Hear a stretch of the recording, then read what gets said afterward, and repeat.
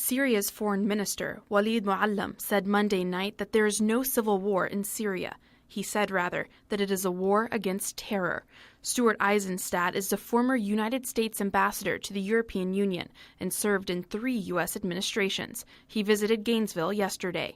In an exclusive WUFT interview, Ambassador Eisenstadt said that the end result of the Syrian war will be catastrophic if pro-Western groups within Syria are not given arms, despite the fear that the weapons could end up in terrorist possession. We need to arm the rebels now.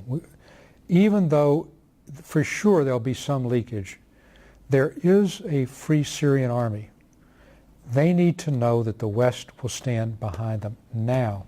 It will be a disaster for our interests if Russia and Hezbollah and Iran are the ultimate winners in Syria. Last week, Syria reached an agreement with the UN Security Council requiring Syria to relinquish its chemical arms. Eisenstadt says despite the agreement, President Obama should have initiated a military strike and then moved on to negotiating diplomacy. I think one of the problems is that the president felt very exposed. Britain pulled back. None of our NATO allies were supporting us. Public opinion was against even a limited military strike. I mean, when I was in the Clinton administration and our embassies were bombed by al-Qaeda, President Clinton responded with cruise missiles. It didn't mean putting troops in, but now people are so war-weary over Iraq and Afghanistan that even that kind of limited support the American people wouldn't give to the president, who wanted to do that, I think, but really felt like he was exposed to public opinion and, again, having no allied opinion. Despite evidence obtained by the UN that the chemical nerve agent sarin was used, the Assad regime insists it was the opposition who used it. Eisenstadt says removing Syria's chemical weapons is only part of the solution. Chemical weapons are obviously something that's desirable to get out, no question about it.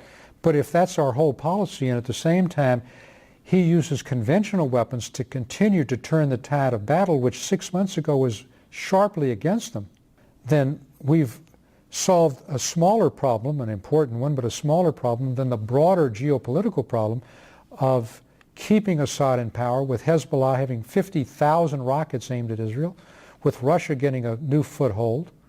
That's the broader problem.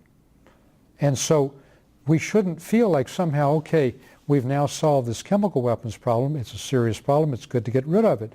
That's not the basic geopolitical threat that we face. Eisenstadt says the negotiations are only helping to keep Syria's President Bashar al-Assad in power. Since he is the one at the center of the international dialogue, Assad's absence means an absence of possible compliance. There's something so abhorrent about chemical weapons that even though a very tiny percentage of the people have been killed by that rather than by conventional arms, that's what's really activated us. So even if we were to solve the chemical weapons issue, which is a long way from solution, even though there's been an agreement, because it means Assad has to cooperate to identify his sites, to agree to dismantle them and destroy them, and it assures he will stay in power because only he can do that. Eisenstadt is clear, though, on what he believes to be the core of the issue in Syria. It's only in our interest if you think the real problem is chemical weapons. That's not the real problem. The real problem is Assad and killing 100,000 people. That's the real problem. UN inspectors are in the process of verifying what Syria has turned over so far in comparison to its chemical weapons inventory list. Leah Harding, WUFT News.